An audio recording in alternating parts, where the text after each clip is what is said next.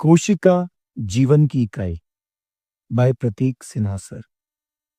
ये कहानी है एक लड़के की जिसका नाम था कौशिक। कौशिक एक जिज्ञासु लड़का था जिसे विज्ञान से बहुत प्यार था।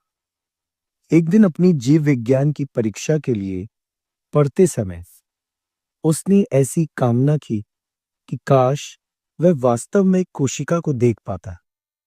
अचानक उसका स्टडी लैंप चमक उठा और वह लड़का सिकुड़ने लगा। कौशिक ने खुद को कुछ ही देर में एक अजीब सी जेली जैसी दुनिया में पाया। वो कहने लगा, मैं कहाँ हूं? उसने सोचा उसके आगे एक बड़ी गोल संरचना धीमी रोशनी से धड़क रही थी। वह एक विशाल कोशिका के कोशिका द्रव्य के अंदर उतर गया था। एक बुद्धिमान प्रभावशाली आवाज गूंजी, कौशिक, जीवन के शहर में तुम्हारा स्वागत है। मैं केंद्रक जी हूं, इस कोशिका का मस्तिष्क।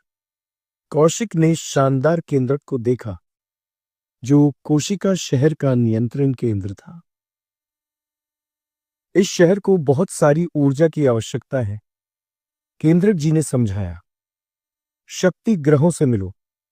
कौशिक ने सेन के आकार की संरचनाओं को ऊर्जा से चमकते हुए तेजी से घूमते देखा। ये माइटोकॉन्ड्रिया थे, कोशिका के पावर प्लांट। इसके बाद कौशिक नहरों और मार्गों के एक जाल में गया। यह एंडोप्लाज्मिक रेटिकुलम है, हमारी फैक्ट्री और हाईवे प्रणाली। केंद्रक जी की आवाज आई, और वे छोटे बिंदु राइबोसोम है, हमारी प्रोटीन फैक्ट्रियां। फिर कौशिक ने चपटी थैलियों का एक ढेर देखा। वह गोल्जी तंत्र है, हमारा डाकघर।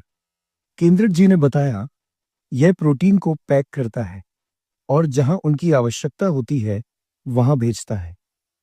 छोटी छोटी पुटिकाएं बुलबुलों की तरह निकल रही थी, जैसे कि पैकेज मेल किए जा रहे हों।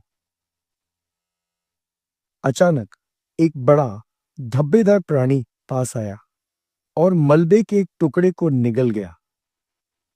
डरो मत, वह एक लाइजोसोम है, हमारी सफाई टीम। केंद्रक जी ने उसे आश्वस्त किया। यह कचरे को पचाकर हमारे शहर को साफ रखता है। कौशिक ने एक हल्का धक्का महसूस किया। वह एक बड़ी पतली बाधा की ओर तैर रहा था। यह कोशिका झिल्ली है, शहर की दीवार, केंद्रक जी ने समझाया। यह हमारी रक्षा करती है और नियंत्रण करती है कि अंदर क्या आता है और बाहर क्या जाता है। केंद्रक जी की आवाज गर्मजोशी से भर गई। हर हिस्सा एक साथ काम करता है, कौशिक, सबसे छोटे राइबोसोम से लेकर मुझ तक, केंद्रक तक। यही जीवन को संभव बनाता है। कौशिक ने नई समझ के साथ उस हलचल भरे सुंदर कोशिका शहर को देखा। एक गर्म रोशनी ने कौशिक को घेर लिया। उसने खुद को अपनी मेज पर वापस पाया, पहले के समान आकार में। उसने अपनी किताब में कोशिका के चित्र को देखा और मुस्कुराया। यह अब सिर्फ एक चित्र नहीं था, यह एक जीवित, सांस लेता हुआ शहर था जहां वह घूमकर आया था। तो बच्चों, कैसी लगी आपको ये कहानी?